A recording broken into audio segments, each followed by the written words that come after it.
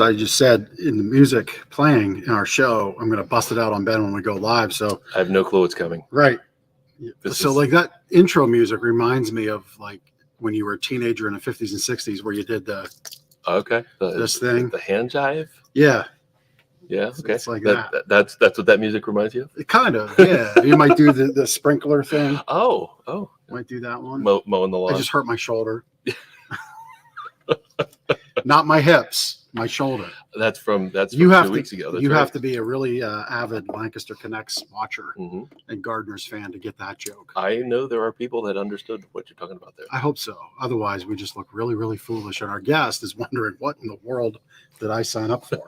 But anyway, our guest today, we'll get to Brie here in a few minutes, but Brie is exactly the kind of guest and the kind of charity we have on our show. You know, this show is all about big versus small, Main Street beating Amazon.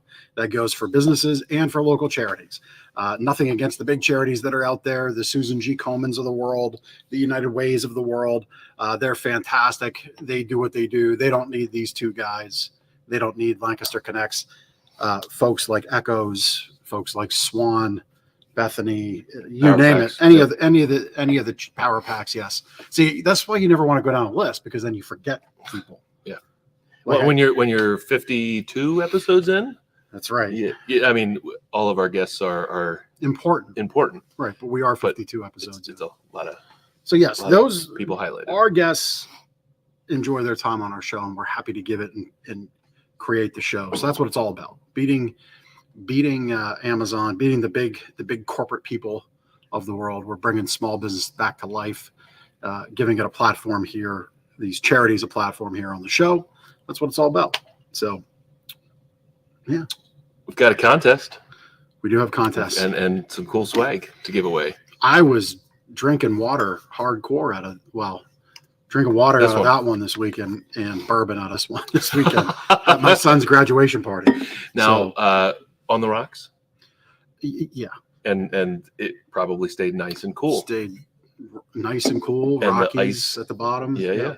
Because otherwise, the ice melts and then you've got a watered down. And that's not good. That's not good. No bueno. So we're giving one of these away every week. Yep. Or a $25 restaurant gift card to a nice restaurant in Lancaster County. Got a bunch of them here in the store and ready to go. But to enter the contest, all you have to do is comment. Just send us what do you like about the show? What could we improve? Tell us you're an avid watcher of the show and you get the hips joke. Yes. Yep. Comment on my messy hair, whatever. I need a haircut. I noticed that this morning.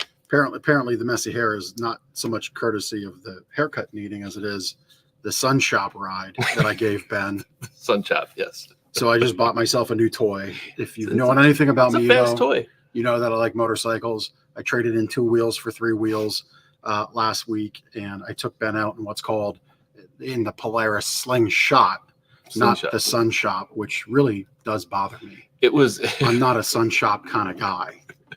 It was a noisy environment, and when you said Slingshot, I thought you said Sun Chop, but I think Sun Chop could be, that could be a cool thing you could trademark. That's Jeff a cool, riding cool with name. Rays of Sunshine. Yeah, that's Sun Chop. You get Rays the Sun, and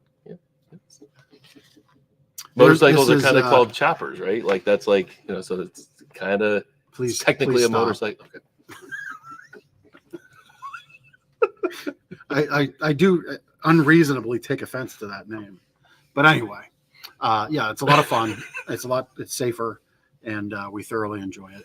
Chris momentarily brought up my boy's graduation was Friday. We did a graduation parade, which is very cool tradition for the kids. There we are. Did that start after COVID or during COVID? It was a result of COVID. Yep. I think it's a neat idea that you graduation season of 2020. So, if by chance you're on that kind of parent committee for your school, elementary school, 8th grade, those are good milestones. So maybe as the PTO parent, you might recommend that your school does a little graduation parade around the neighborhood in the cars. It's fun. Obviously be safe. There are people in the backs of pickup trucks, and you want to be safe, and you might want to get your local law enforcement involved if you have to cross streets. But the kids loved it. The community came out and loved it. So it's a very cool tradition that I'm glad they continued, and we were happy to be part of. Yeah, that's neat. So yeah, And congratulations to Ethan. yeah, And to you and Steph. Yes, New chapter. it's amazing to think we have an adult, full-blown adult on our hands now. Yes.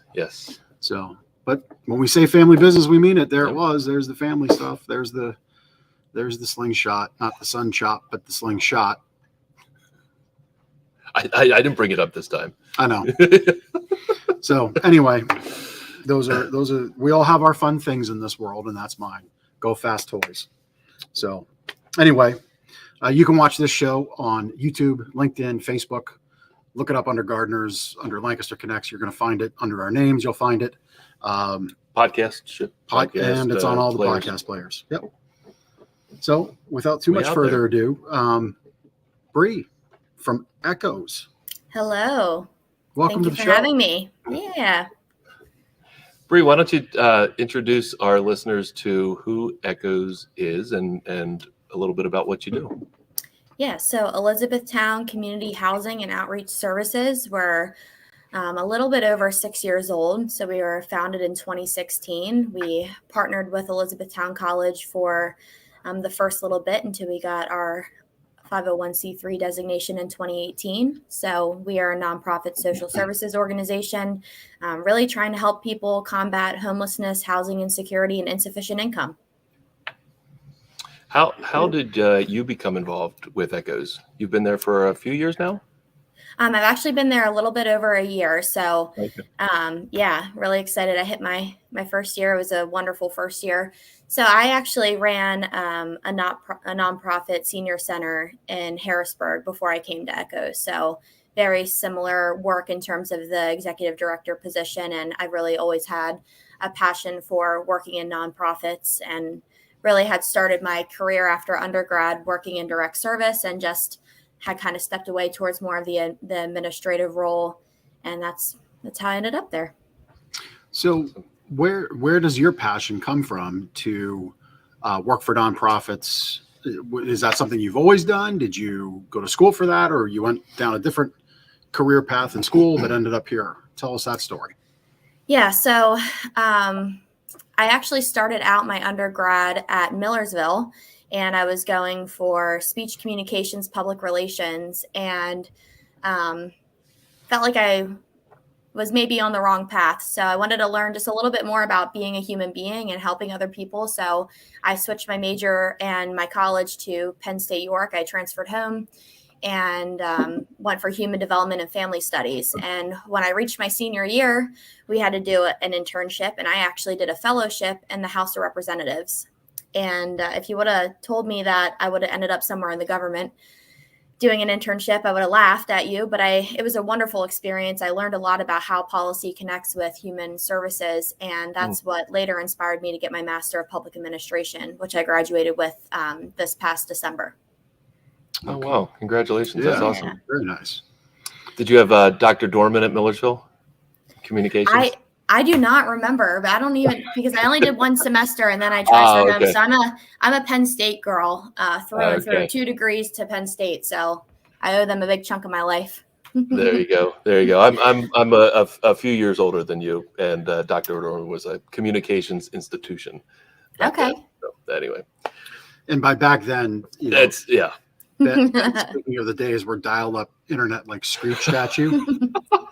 So just saying. Yeah, and a few less gray hairs ago. That's right. So, our show title, Brie, was Empowering Elizabethtown, but Yes. ECHOS reaches beyond Elizabethtown. Tell Mhm. us a little bit more about some of the other communities that you support. Yeah, so each of our programs have their own eligibility requirements, but typically we say the Northwest region of Lancaster County is our service area. So that would include Elizabethtown, Bainbridge, Reams, Mountjoy, Maytown, and Marietta. Okay. You know, you had mentioned this term called housing insecurity. Mm-hmm. So to the person who's not aware what that term means, can you dig into what that is? Yeah, so if you work in human services, we call a lot of things alphabet soup. So we have acronyms for a bunch of things. You know, it takes a little bit of time to get acclimated to our language, but There's a few definitions regarding homelessness and housing insecurity. You'll hear McKinney-Vento, so all of that meaning probably nothing to the average person. But yeah, housing insecurity is really just when you are unknown, or you don't know where you're going to be, maybe in the next month, the next day. So someone who may be facing eviction, who may be living with family that doesn't necessarily want them to be living with them. And then, of course, we serve those who are street level homeless, so literally on the street or in a car, in a tent, experiencing homelessness. And in the, so in the areas where you serve, because you shared, the Marietta, Bainbridge region there around Elizabethtown, I don't know that people necessarily think of that homeless people or people facing housing insecurity live in those areas. Can you share some numbers? Yeah, so this past shelter season, we served 83 unduplicated individuals. So in comparison to the 2020-2021 year, we served 33 unduplicated individuals. So that number jumped up quite a bit. I'd also like to talk about, when we talk about homelessness, I think many people think about cities and what urban homelessness looks like, and the rural reality looks very different. So you may not walk down Main Street in Elizabethtown or in the borough and see people, sitting on the sidewalk or camped out on the sidewalk. It might look a little different. So, people might be camping. They might have tents or encampments in the woods, or living in their vehicles in a park. So it does look different in the area, but it is very much a reality there. Yeah, yeah. You use the term unduplicated person? Yes. Is that right? So what does that mean? So that just means that an individual person, we're not duplicating those numbers. Like 83 individual people have come through our doors seeking shelter. So that is just the raw data of how many people and how many lives we touch this shelter season. Yeah. Okay. So talking about someone who's in need, without a home, or needs a place to go. How does that process work? You're able to provide them with a bed right away, and for how long? And what does that process look like? Yeah, so we do have 10 total programs, and they kind of cover 4 different categories. But let's just say someone is experiencing street level homelessness, then they can walk in. We do have walk-in hours on Mondays, Tuesdays, Wednesdays, and Fridays from 9 to 3, and Thursdays from noon to 3. And they will be met with an advocate who, can meet with them right there, talk about what they have going on in their situation, and do an assessment. And this assessment basically tells us how many barriers they have to being housed. And from there, we look at referrals to housing programs, or if they need shelter and our shelter is open, they would be able to seek shelter, or we would make a referral to another shelter in the county. What are the barriers to being housed? What are the criteria there? Yeah, so there's a lot. Mental health can be one. Substance use is another.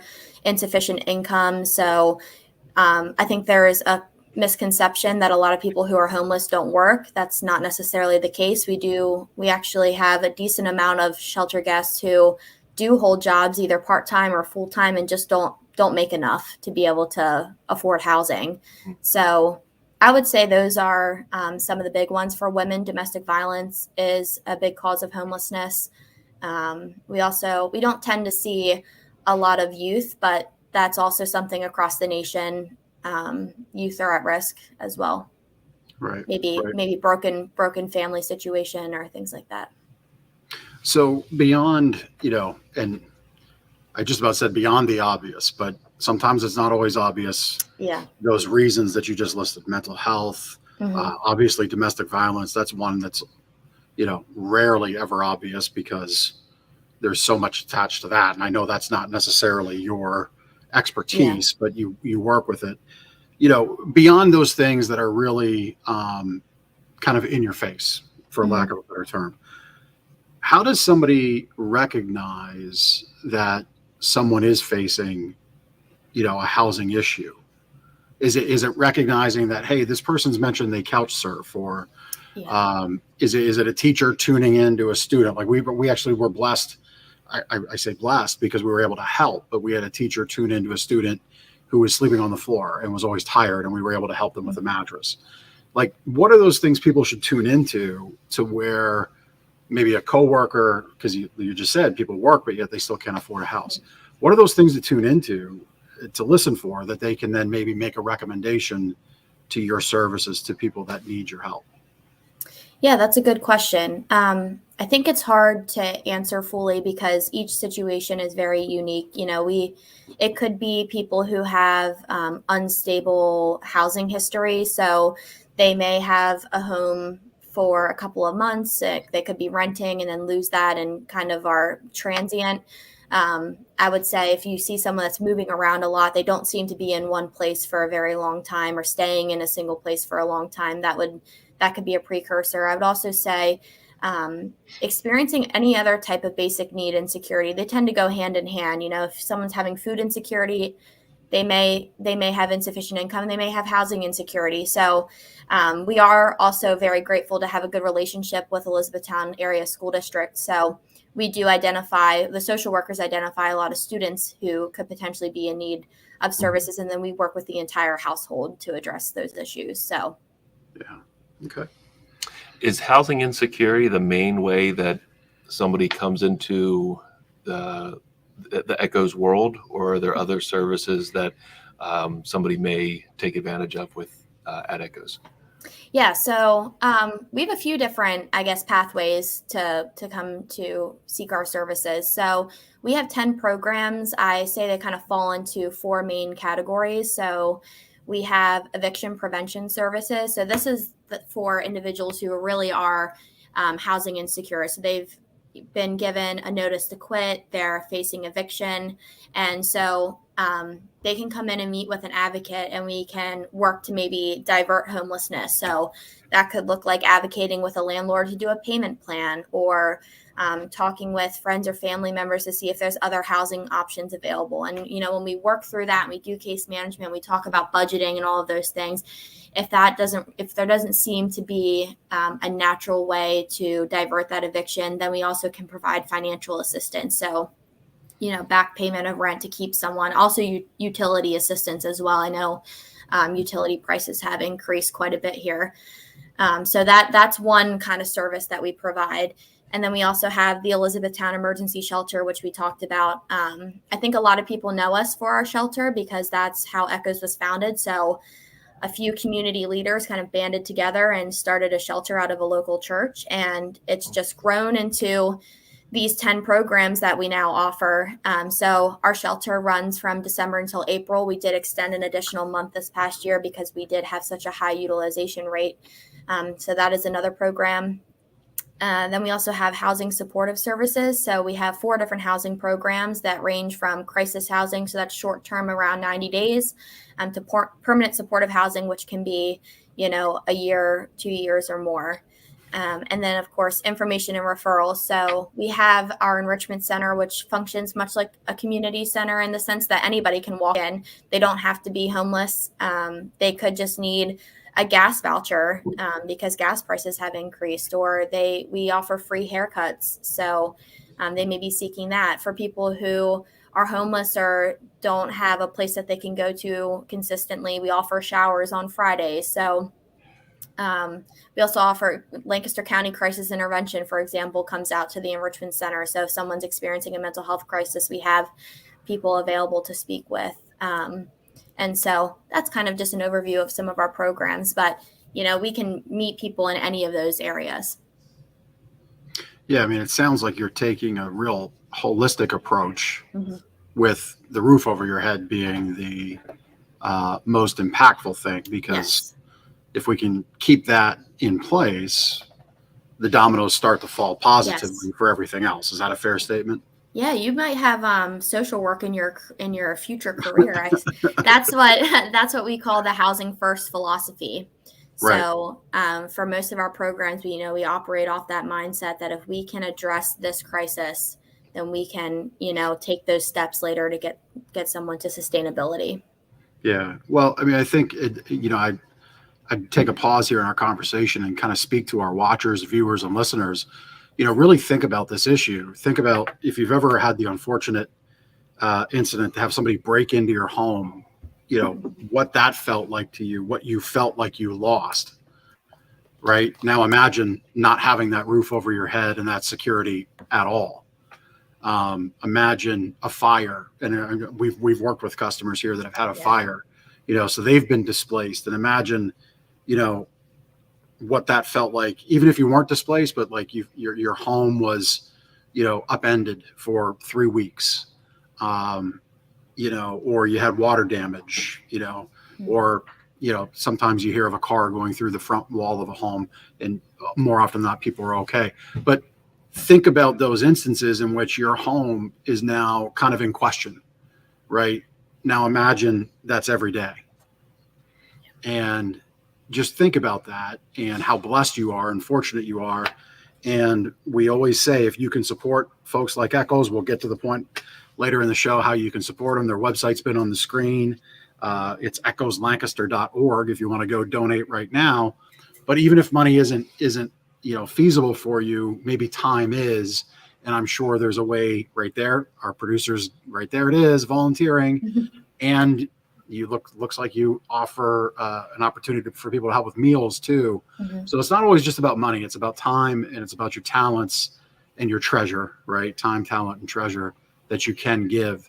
So if we can help, like, keep a roof over people's heads, that's always a good thing. And there's many, many ways to help do that. So kind of figured I'd give a little more heart of the hit there for people watching, and for our guest, to kind of really drive home the point. So that's a real thing in the social work environment. Housing first, right? Like that's what everybody strives to work on first. Okay. Yeah. We have been just exceptionally blessed by the community, especially since I've been here. We moved into the new building on Community Place on Washington this past fall, and the new shelter space is just about 7,000 square foot. And before that, I would say maybe 1,500 square feet. So if we hadn't been able to move into that new building, we would have had to turn people away. And so I'm very grateful that we had that expanded space and that we have a place now where people can walk in and be met with someone immediately. It's been amazing. And we have a new program. Our newest program is the Homestead Housing Program, serving older adults who are experiencing housing instability with preference to veterans. So right now we have 6 units on the second floor of our building, 4 one-bedroom and 2 studio. And all 6 are filled right now. And actually that started in mid-February 2021. And we've actually already had one of our tenants move out successfully into his own place with a job. Oh, that's great. So a success story right away. And so I'm very proud of what we've accomplished and all the help that we wouldn't be able to do it without our community. So. Right. You're also not able to do it without the help of your staff. Yes. I'm assuming you have experts on staff who specialize in getting these folks the help that they need. Maybe take a few moments and talk a little bit about your staff and what they can help provide to get these people back on their feet.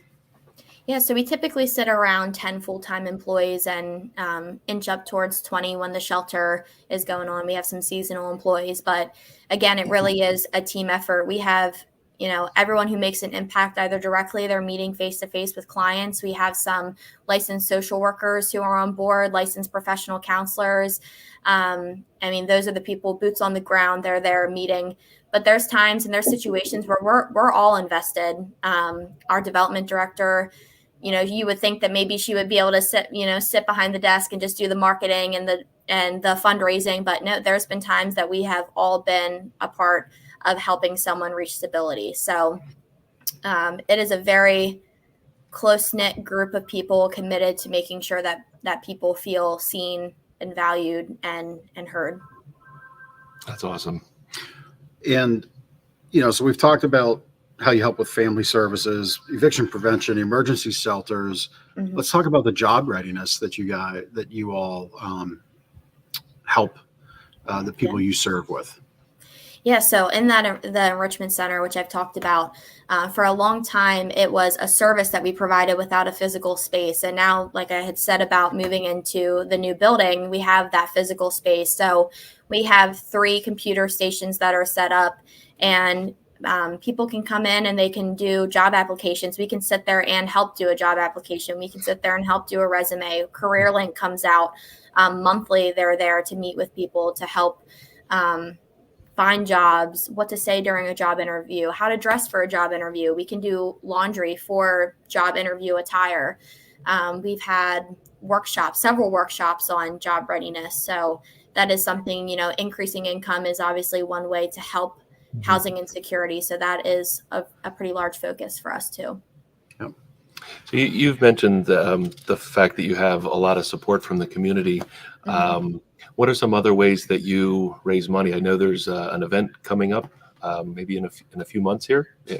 Yes, mark your calendars for September 22nd, 2022. Yes, it's the 2nd annual Echoes of Hope Gala. So the planning for the first one started a little bit before my time, but I was actually able to be there and help with the planning for last year. It was a beautiful event. Really, the goal of that fundraiser is to bring people together and help them be a starter for supporting people and showing support for those who need stability. So we have it at the Star Barn at Stone Gables Estate. We have some really fun things planned. I can't give any sneak peeks away, but you got to trust my word. Not even a little one. We can't break a little thing here. I don't want to get you in trouble. But I don't know. We'll see. Well, maybe we'll put sneak peeks out. We'll let you know when they go live. We got to build anticipation. Yep. But no, it was a wonderful event last year. We had a band and lots of dancing. Once I got my speech done, I was out on the dance floor. So nice. Silent auction, and you were trying to do some silent auction items that you don't typically see. So. Oh, neat. Very cool. Yeah. Can you share what a silent auction was last year? Yeah, we or some of the fun items you had last year. Obviously, well, ironically, my parents won the raffle, so it was not rigged, I promise. But they won a really cool Yeti cooler, and they love it and they use it all the time. But yeah, I think we had like skydiving, and we had different baskets from local businesses. Manchester Tea put a basket together. Funk Brewing put a basket together. So again, really trying to support the local community a lot, like you guys talk about. So yeah. Well, I mean, again, like to hit pause on the conversation. If you're a business owner listening to this, I know, because we get the same phone calls, we get the same solicitations. There's often times where there's a handout, asking for a sponsorship here, a donation there. And I know sometimes the money isn't always in the budget. I get it. But maybe there's an opportunity for a gift card. Maybe there's an opportunity for some merchandise. That's, maybe it's older merchandise, but still good, still valuable to somebody, that could be given to a silent auction, put in a basket, coupled up with somebody else's gift card, right? The folks, I often find, like Brie and your team, you'll put together an amazing basket from a compilation of things. And the point being is find a way to say yes to these kinds of things. And hopefully maybe as a result of this little partner segment, you might say, hey, I've got this that I could donate. So I know my mind's already there. I don't know how we'll fit a mattress in the venue, but no, we'll figure that out for you. They do come in compact boxes now, some of them. So. Oh, okay. That was a very good way to get us committed there, Brie. Yeah. On top of her game. She knew that. She was just planting it and letting me fall right for it. So while we're also talking about, raising money, you have some sponsors who are committed to helping ECHOS. I think it's a good opportunity for you to maybe say some nice things about some of the partners that support the organization. Yeah, we get a lot of questions, about how we're funded, and I'm a real advocate for transparency, and I think it's a wonderful thing to talk about. I mean, being a very young agency, a lot of our funding comes from grant funding. So government grant funding. I think we sit around like 60% grant funding and 40% community donation. So we'd really love to increase our community support. But that being said, we do have a ton of, I just saw a comment here. Oh, Steve's awesome. a fan of the show and Cool. seems like he's got a way to help out. That's awesome, wonderful. Steve. Thanks. Thank you for that connection. Yeah, we have quite a few supporters from the community. I would say, for our grant supporters, a lot of that comes from the Lancaster County Housing and Redevelopment Authorities, as well as the Office for the Coalition. We also have some local foundations that have supported us. So High Foundation, Steinman Foundation, Lancaster LOHF, Lancaster County Community Foundation. We're also supported a lot by civic organizations, so Rotary Club and our local churches, in terms of not even just donations, but the volunteer time that we get from local churches. Elizabethtown College was our fiscal agent when we started, and we're still in a great partnership with them. Lots of events together, interns that we work with, different community volunteer events. So, and of course, the school district, the local police department, a lot of wonderful partners that we have. Yeah, it's great. I mean, for a young organization, you have a lot of great connections, a lot of great supporters that are well cemented in the community. So that's kudos to you all for that. That's great. Yeah. Brie, one thing we haven't mentioned is how we were able to bring you on the show. One of our employees here at Gardner's, his name is Andy. His wife, Missy, works at, or thinks she's a director at the Community Cupboard in Elizabethtown. And I understand they are associated with your organization, or you at least collaborate with them. Maybe talk a little bit about some of the other organizations that you collaborate with in the northwestern part of the county. Yes. So we are really lucky to be a part of the Community Place on Washington campus. So we call it CPAL. That campus is owned by United Churches Elizabethtown area. So they are their own 501c3 nonprofit. And they kind of oversee that entire campus, as well as the community cupboard and the clothing barn. I think they also have Meals on Wheels. Some other, I'm blanking on some of the other ones. Oh, they just brought Bear Bags backpack food program from Elizabethtown Area School District onto campus. So, we are, I say we're the master tenant on campus, but we also, they're much more to us than a landlord. We're really partners. But yeah, we would not be there. We would not have our new building without their support. So that is we're neighbors. So in a sense. Yeah, it's very interesting. We've had, your partners page there on your site. Those names have come up very often, and I say nothing against, this is nothing against the United Way. And maybe I should just state this publicly. We have nothing against the United Way here. It's just the simple fact of the matter is everybody knows who the United Way is. Yeah. Right. And this show is about shining a light on organizations like yours, where there isn't, I don't know what their budget is, annually, but I'm guessing it's 100 million north nationally, right? Not quite there yet. Yeah. So ECHOS isn't quite that big. So again, we feel it's important to shine that light on you and others, but we consistently see this community around the community service organizations and charities and groups like yourself. I love the connectiveness there. One might think, well, our thing has to stay our thing because we have our people to serve and we need our budget, but it really does seem like there's a lot of partnership there. Has that been surprising to you, or talk on that a little bit? Yeah, actually, it was. This is my first time working in Lancaster County. So I actually was raised in York County and worked primarily in Dauphin County once I had graduated with my undergrad. And this is my first job here. And I was amazed when I was working in Lancaster County. There's so much connectedness, even beyond, my service area of the Northwest region of Lancaster County. Not to talk about the United Way, but they have a 211, which is a call center for very similar to calling for 911, but that you need help, you need connected to a shelter, or you need to find out where you can get food, or you're experiencing domestic violence and need to get in somewhere. So that network, like, we work very well with providers all over Lancaster County.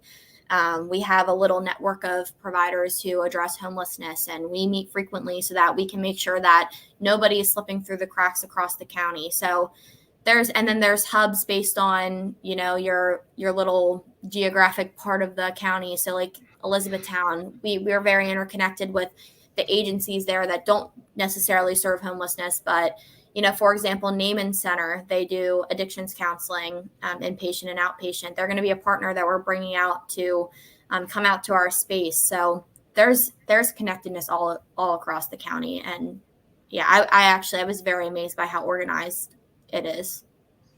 Yeah. I had a question, and it was, so the 211 line. Yeah. When you said it, it hit me like that was brand new information to me, but I'm kind of thinking it's silly that it would be brand new information to me.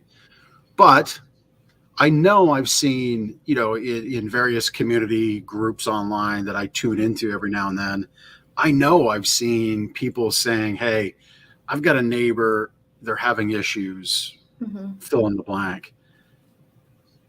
I don't know that I've seen call this number. Okay. So how long has United Way been doing 211?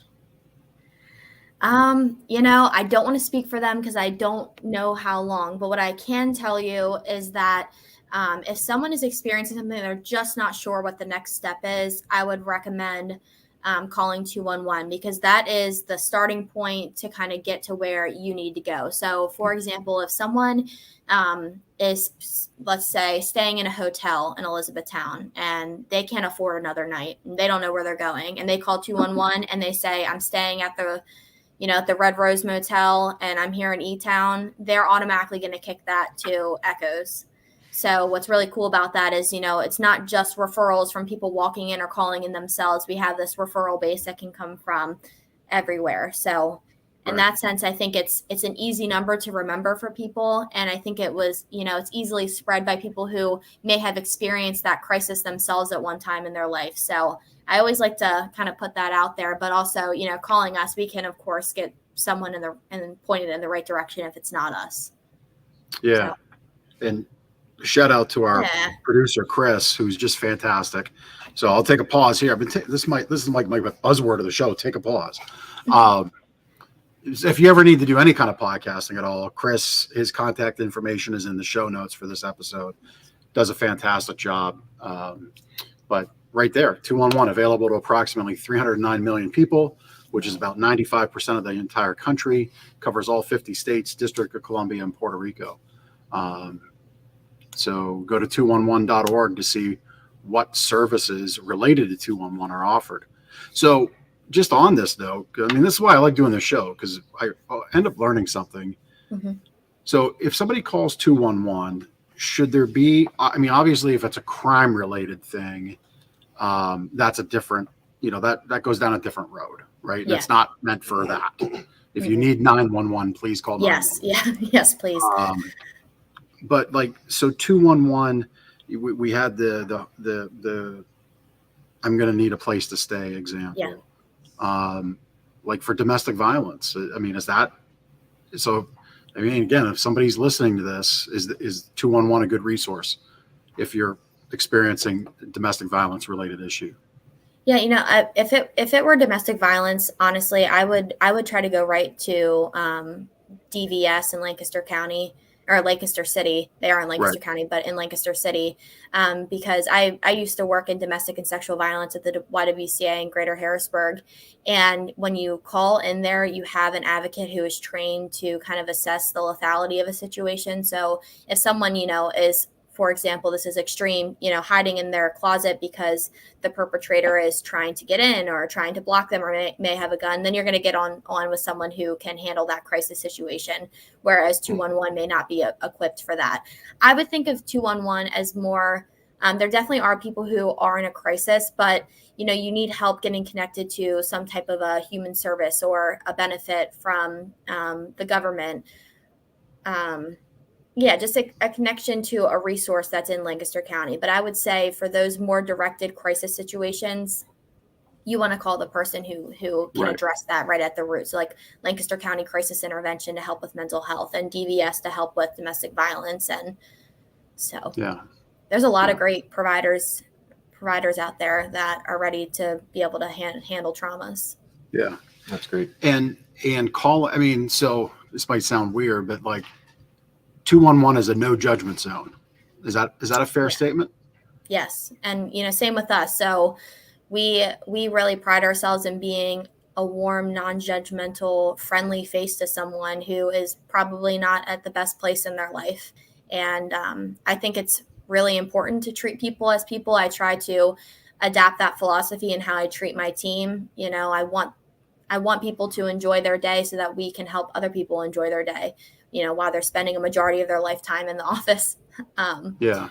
So, yeah, that's really important to me and to my team, that we're looking at the person holistically, like you had said earlier, because there's often so much more that's going on between the 1 hour that you get to hear what their story is. Right. That's Right. great. Bree, what are so let's say our listeners want to learn more about ECHOS or want to stay in contact. Is liking the Facebook page a good way to do that? I know you have a newsletter, I think, that people can subscribe to. Talk a little bit about those things. Yeah, so we have a biannual newsletter. It comes out. We have a fall, winter, spring, summer. So the spring, summer one hasn't been published yet. So if you'd like to get on that mailing list, I think we have a subscribe to our mailing list button probably on our website. We also send out monthly e-blasts, so you can kind of stay in touch there. And then, of course, weekly posts on Facebook. Mm-hmm. Yep. That's great. And just again, a little tip to our viewers and listeners: if you're connected to an organization and they do send out an email newsletter, reply to it if you can, as long as it says specifically "do not reply." Just reply to it. This way, in your inbox next month when it comes out, it'll hit your inbox and not your promotions tab or the junk tab. This way you stay connected, because it's busy. Life's busy. We all get busy. But that's just a little pro tip there for, we send a lot of emails, and we've kind of learned over the years tips and tricks to get them open and get them in the right spot. But if you're so connected to a charity like ECHOS, just take that extra step, and then you'll certainly be in. Sometimes just doing the double opt-in isn't enough. So we mentioned volunteers. Jeff mentioned volunteers earlier in the show. You're always, I'm sure, looking for help. Talk about the opportunities that exist there and how somebody could get involved. Yeah, so primarily our volunteer opportunities happen around the time that the Elizabethtown Emergency Shelter is in operation. I believe we're one of 2 shelters in the county that utilize volunteers. So that's kind of a unique way to operate a shelter. We require 70 volunteers a week. So wow, a lot of volunteers needed. And of course we have staff who are there as well. I did Christmas Day with my parents. They came up and volunteered. So you will see us, may get tired of us, but we do try to keep things light. So we need evening, overnight, and morning volunteers specifically for the shelter. So that evening time frame is like 6 to 9, and then overnight 9 to 6, and then morning 6 to 8. So always looking for volunteers. The website that Chris has pulled up right here is the site that you can sign up to become a volunteer. And then we post the opportunities. So right now we don't have any posted because the shelter season has just ended, but they'll go out when we're anticipating the next season. So it's a pretty easy process. You really only have to give your name and your email, preferably your phone number too. And then we have a volunteer training at the beginning of the season before it starts. And then we have lead volunteers and staff who can also help orient new volunteers when they sign up and start a shift. So also within the Elizabethtown Emergency Shelter, we have those meals, which I think was on our website on the right side there.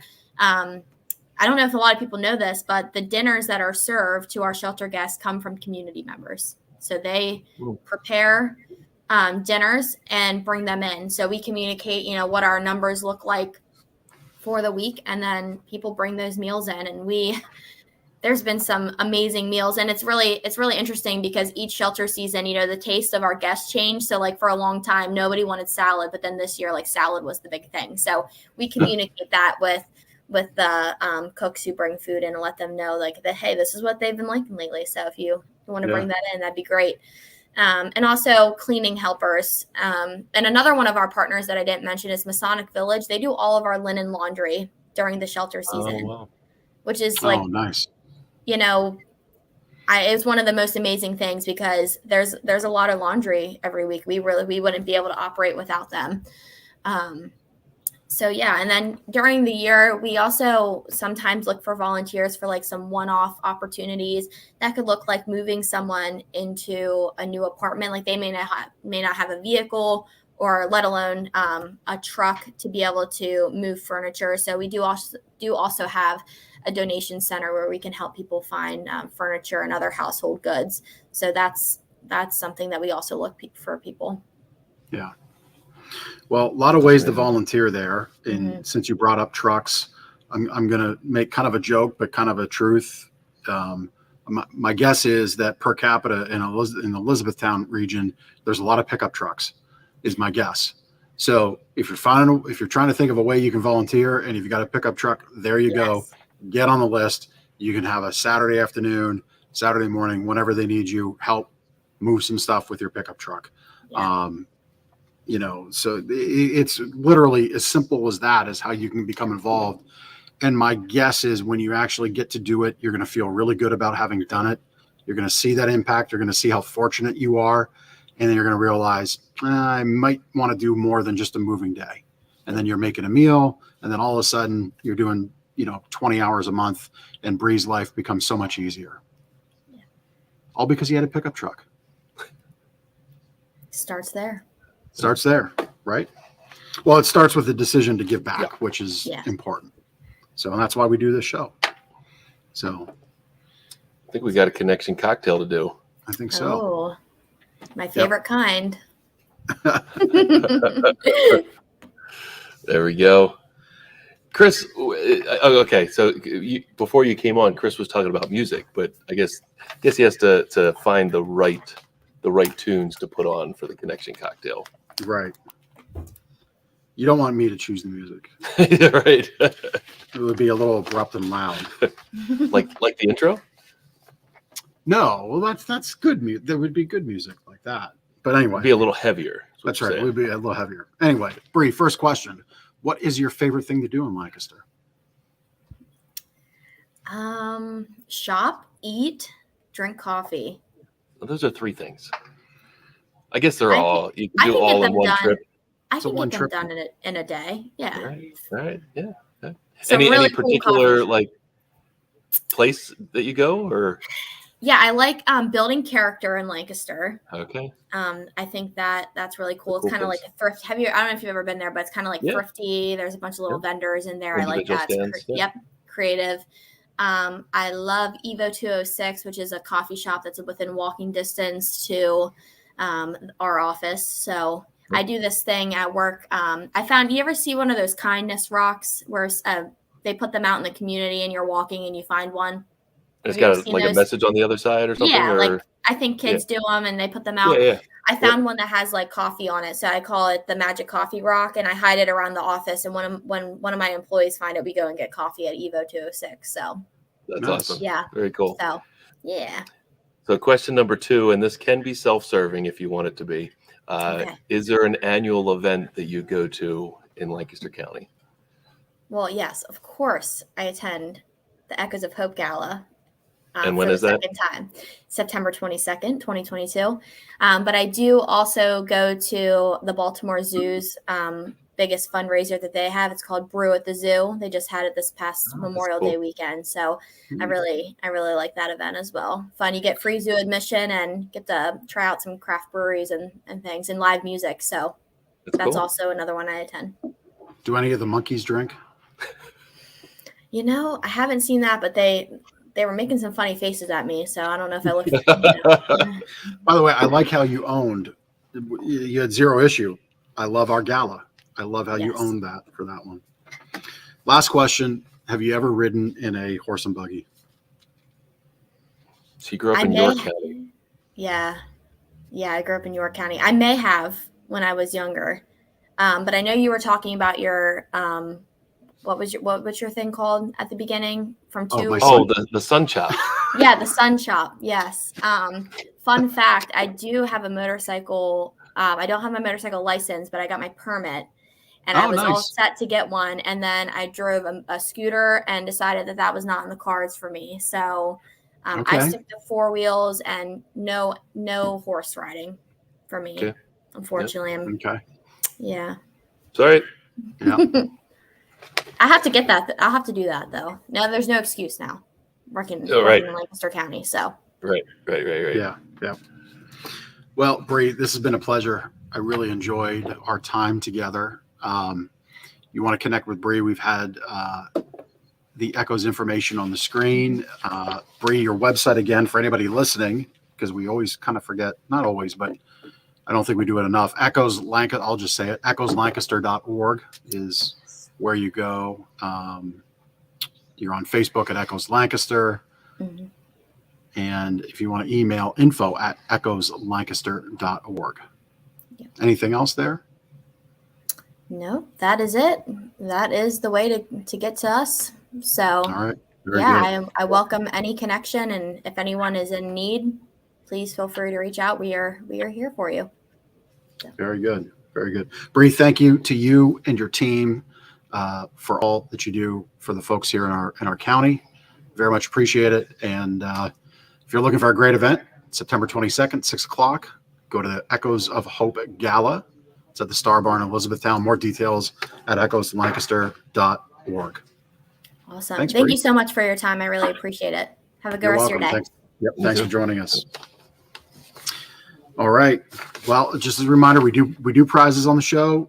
Kind of wrapping up here. So get your comments in. That's how you get in.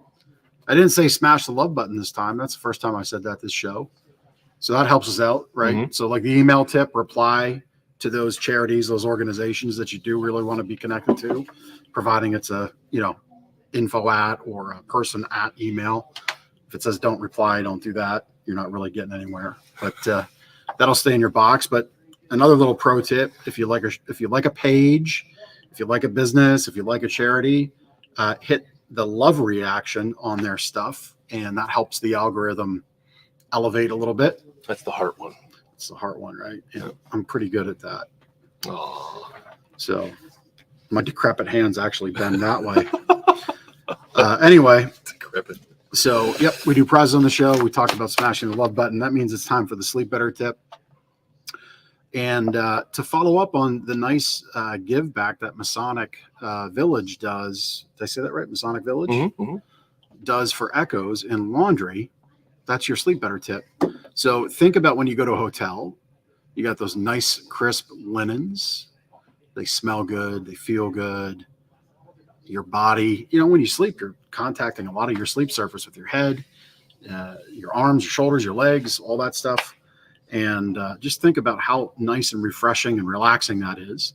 Plus, there's like all kinds of pillow sprays, some natural essential oils, help you drift off to sleep. Anything you can do to create a better sleep environment that's more relaxing, going to help you sleep better. So that's your sleep better tip. We've got tips like that and more in our sleep better book. Just go to gardnersmattressandmore.com/sleep-better, and we'll mail you out a copy. That's so true. Like, you think of sleep, you do it every night, mattress, but you hardly think of the stuff you put on the mattress, and that actually can impact your sleep. We washed our sheets over the weekend, and yes, nice. Bamboo sheets definitely help in the summertime. They do. Oh yeah, they do. They do. Keep bed nice and cool.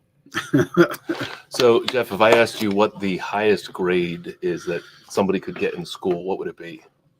Like on a math test? Well, it would be an A+. A+. How about an A++++? You ever seen one of those? No, I wasn't. We got one. I wasn't that good of a student, but apparently I'm that good of a mattress retailer. Yes. What do we get? So Karen bought a mattress recently, and she gives us an excellent A+++, 100% service, professional, friendly, no pressure buying, looking to the best interest of their mattress needs. and she would definitely recommend Gardner's to all friends and family. So There we go. I think that was the first A++ we've ever gotten. Certainly was in my career. Thank you, Karen. I know Mrs. Fink, who was my teacher of business law at Cocalico High School. I know she never gave me an A+ because I didn't earn it. Right. But that was my most favorite class in school, though. Business law, Yeah. law and society, it was called. Yeah. My favorite one. We did a mock trial, and I was the prosecutor. I can picture this. And I got the witness to basically say on Cry? the stand. No, I got the witness to say on the stand that they would cover for their friend. And we were the only class to win the case. Nice. Everybody else, the defense won, Nice. but we won. I might have got an A+ for that, but that Yeah. was it. I think that was like a low B class. I think. Well, that So was at a any long rate- time ago. At any rate, one thing that I was remiss in being not a good student, one thing that I was remiss in preparing for this episode that I will promise we get you next time is our roundup report, Oh, yes. which just has a nice ring to it. Roundup report.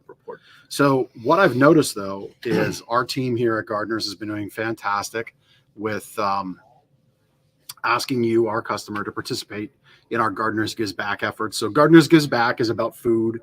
We collect food while we're in your home. Our guys raid your pantry. As you're looking the other way, they kind of dig in, fill the bag. No, just kidding.